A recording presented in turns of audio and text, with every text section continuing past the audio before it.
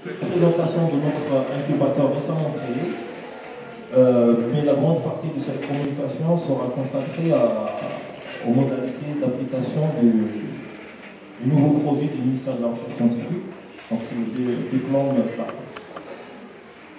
Alors, notre incubateur vient d'être créé il n'y a pas longtemps, donc c'est par arrêté interministériel, publié le 9 juin 2022. Donc, portant la création d'un service commun de recherche appelé incubateur au niveau de l'École supérieure d'agronomie. Cet incubateur va être, donc, comme c'est cité ici dans l'article numéro 2, les établissements partenaires. Donc, l'incubateur va être en partenariat, évidemment, avec l'École supérieure d'agronomie. L'ANVEDET, qui est l'Agence nationale de la valorisation de la recherche et du développement technologique, et aussi les partenaires socio-économiques. Donc notre incubateur, c'est un incubateur généraliste. C'est généraliste, c'est-à-dire il touche à tous les domaines, mais puisqu'on est une école d'agronomie, donc on va essayer de focaliser beaucoup plus sur les projets en relation avec l'agronomie. Alors, donc c'est un incubateur généraliste, donc ayant pour objectif d'apporter aux porteurs de projets, qui seront principalement des étudiants de première année jusqu'à la 5e année, un appui en matière d'accompagnement, de formation, de conseil et aussi d'hébergement. Donc, les formateurs et les coachs qui vont participer dans la formation dans notre incubateur vont accompagner donc les étudiants porteurs de projets de l'idée jusqu'à la création de leur start. C'est-à-dire l'étudiant va venir à l'incubateur avec une idée, d'accord? Et l'incubateur va déployer tous ses moyens et toutes ses relations avec les partenaires socio-économiques notamment, pour mener cet étudiant à concrétiser son idée en une start-up. Voilà. Donc ça, c'était juste une présentation générale pour vous dire que l'incubateur, parce que la tendance aujourd'hui, on parle beaucoup des plans start-up, mais l'incubateur, les plans start-up, c'est une fonction qu'on a ajoutée récemment. Mais l'incubateur, principalement, il travaille avec tous les étudiants, de la première année jusqu'à la 5e année. Donc je vous invite tout de suite, si vous avez des idées, à vous rapprocher de l'incubateur. Donc, je profite de l'occasion pour lancer deux appels, si vous permettez. Donc, un premier appel aux enseignants. Donc, l'incubateur ne peut pas être géré par une seule personne. Donc, ça demande des équipes de travail. Donc, j'invite les enseignants qui ont notamment ceux qui ont des compétences dans le domaine de l'entrepreneuriat, en économie, en gestion, ainsi de suite. Donc, de se rapprocher et d'intégrer l'incubateur et d'être membre pour essayer d'avancer les choses. Alors, le deuxième appel, je le lance pour les étudiants. Donc, les étudiants de la première année jusqu'à la 5e année. Ce n'est pas seulement les 5e années qui sont concernés, je précise. Donc, de la première année jusqu'à la 5e année, les étudiants qui ont des idées, des projets innovantes, donc, sont invités à se rapprocher. Vous pouvez me contacter pour intégrer l'incubateur et on va vous accompagner selon les moyens dont on dispose et aussi on va utiliser nos contacts et nos partenaires, notamment le collège CASEG qui va être Inch'Allah notre partenaire. Donc on va vous accompagner pour mener à terme votre projet. Donc voilà, maintenant je vais passer à un point qui concerne les étudiants beaucoup plus de 4e année, 5e année. Donc le ministère de l'Enseignement supérieur a lancé cette année une nouvelle formule de soutenir son mémoire. D'accord? Donc, qui s'intitule Projet des plans start-up. On parle aussi de projet des plans brevet. Mais la tendance, elle est beaucoup plus des plans start-up. Donc, c'était par une correspondance émanant du comité de coordination nationale entre les incubateurs, où ils expliquent les modalités d'application de cette directive. Donc c'est quoi cette formule? Donc dans un arrêté ministériel, j'ai essayé de faire une petite traduction qui définit un peu le projet. Donc c'est un ensemble de programmes d'entraînement et d'accompagnement technique qui vise à transformer les projets de fin d'études en start-up. l'objectif de cette formule, c'est quoi? Un étudiant qui va soutenir son mémoire de fin d'études, il va le soutenir, mais il va le faire sous forme de start-up. À la fin, il va créer on va dire son emploi. Donc, pour appliquer tout ça, les objectifs de cette formule, donc l'objectif principal, bien sûr, il y en a d'autres, mais l'objectif principal, c'est de créer une génération d'étudiants entrepreneurs qui auront la capacité de s'orienter vers l'entrepreneuriat innovant et la création de start-up. Donc, c'est-à-dire on va essayer de sortir des mémoires classiques, recherche plutôt, à des mémoires qui vont être servies à la création d'entreprises. Alors, je vais commencer un peu les détails de comment ça va se passer, donc brièvement bien sûr. Donc les étudiants peuvent avoir un seul étudiant qui va mener son projet, d'accord? Ou bien on peut avoir des groupes d'étudiants qui peuvent aller jusqu'à 6 étudiants. Donc c'est des choses qui sont nouvelles pour les étudiants. On a l'habitude d'encadrer un non-an, un bilan maximum. Dans cette formule, les étudiants peuvent être jusqu'à 6 étudiants. Et les étudiants ici peuvent être de la même spécialité, comme ils peuvent être de spécialités différentes. On peut avoir un étudiant en protection des végétaux, un autre en protection végétale, et on peut aller plus loin, on peut avoir même des étudiants d'autres facultés. C'est-à-dire, si votre projet nécessite des compétences du domaine électronique ou bien informatique, c'est-à-dire, on peut avoir un membre parmi ces étudiants qui fait partie du département d'électronique ou bien informatique, selon les besoins du projet. Voilà, la condition principale par rapport à l'idée pour intégrer ce projet, c'est qu'elle doit être une idée innovante, c'est-à-dire une idée qui apporte quelque chose de nouveau. Donc l'idée peut venir de l'étudiant, d'accord? L'étudiant qui a une idée va la proposer, va chercher un encadreur et va s'engager dans cette procédure. On peut aussi avoir des enseignants qui ont des idées et vont les proposer pour des étudiants. L'idée peut venir soit de l'étudiant ou bien de l'enseignant. L'essentiel qu'il y ait entente. Alors, l'encadrement, donc pour l'encadrement, on a plusieurs formules. Donc on peut avoir un seul encadreur qui va encadrer le projet. On peut avoir aussi un encadreur avec un co-encadreur.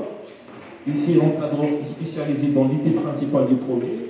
Et le co-encadreur va être quelqu'un aussi qui maîtrise un côté du projet.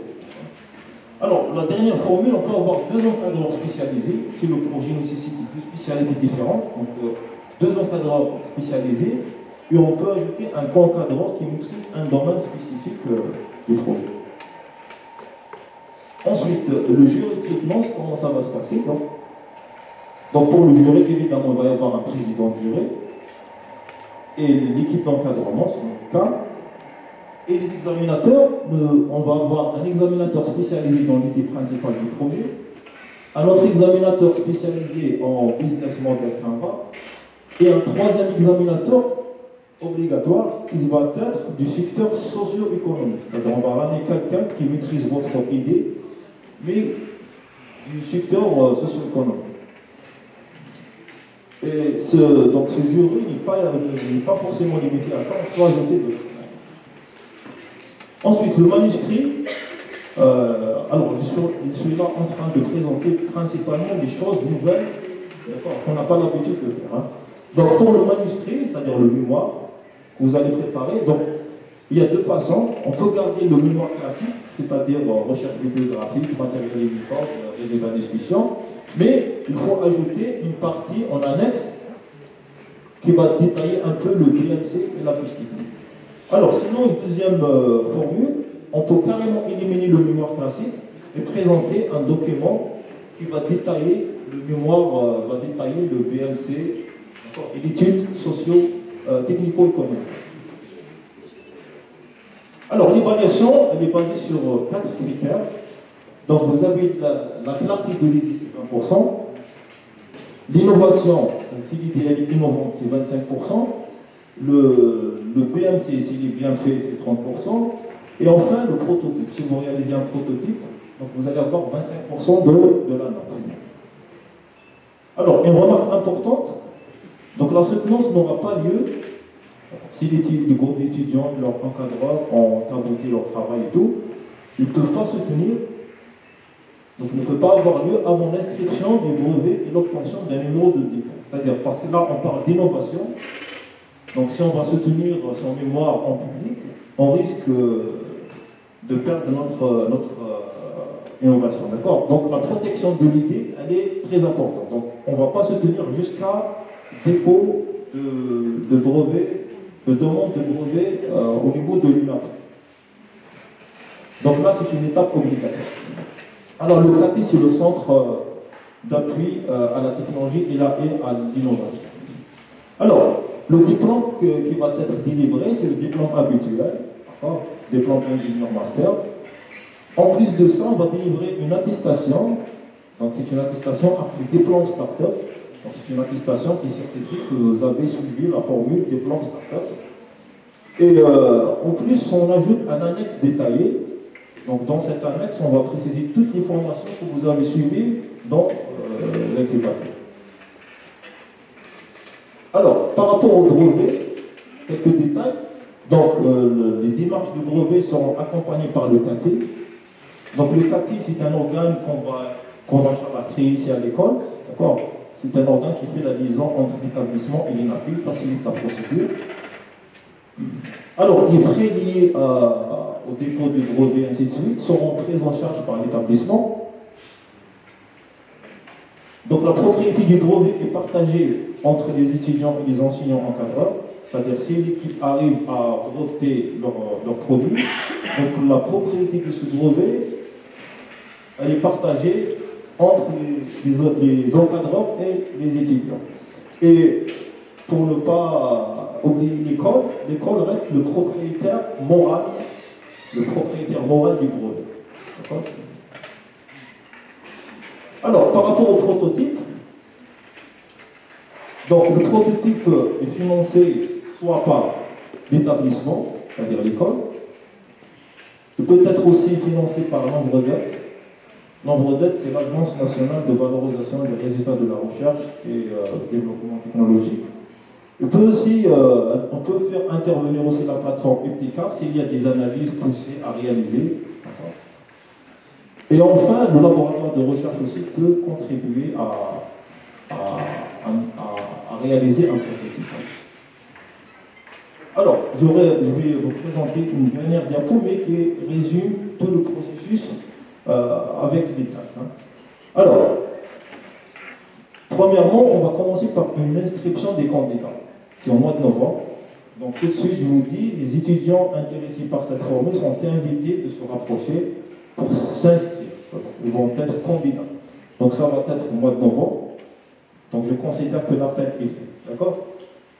Alors ensuite, après l'inscription, il va y avoir l'installation d'une commission ici à l'école. Donc cette commission va essayer d'évaluer ces demandes. D'accord? Donc les étudiants seront appelés, qui sont inscrits, seront appelés à présenter leur projet sous forme de PowerPoint devant la commission. Et la commission va trancher, notamment sur le caractère innovation. Donc le critère innovation, il est très très important. Donc les demandes peuvent être acceptées ou rejetées selon le cas. Alors, la troisième étape, donc les étudiants retenus dans cette formule vont suivre une série de formations, donc de décembre jusqu'au mois de mars. Donc les formations vont tourner autour de comment transformer un projet de fin d'études en start-up, des formations sur les business plans, l'art de la communication, l'art de négociation, le business plan, le business model, les fiches technico-économiques, le marketing, l'intelligence artificielle, et aussi des formations spécifiques si le projet nécessite une formation spécifique à lui. Alors, on ne va pas forcément se limiter à ça, on peut ajouter d'autres formations si on juge que c'est utile. Alors, ensuite, les étudiants vont avoir un peu de temps, de janvier jusqu'à avril.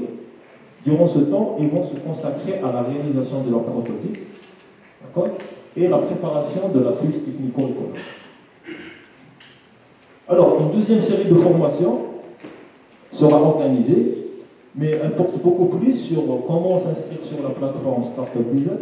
Il faut une petite formation, beaucoup plus pour obtenir le label Startup. D'autres formations sur le processus de création de start-up, beaucoup plus les aspects juridiques et administratifs, et comment obtenir un brevet, la procédure, comment elle se fait. Cette formation sera assurée évidemment par le CATI. Par la suite, le mois de mai, c'est le mois où on peut déposer notre demande de brevet, et c'est là qu'on obtient l'autorisation du CATI.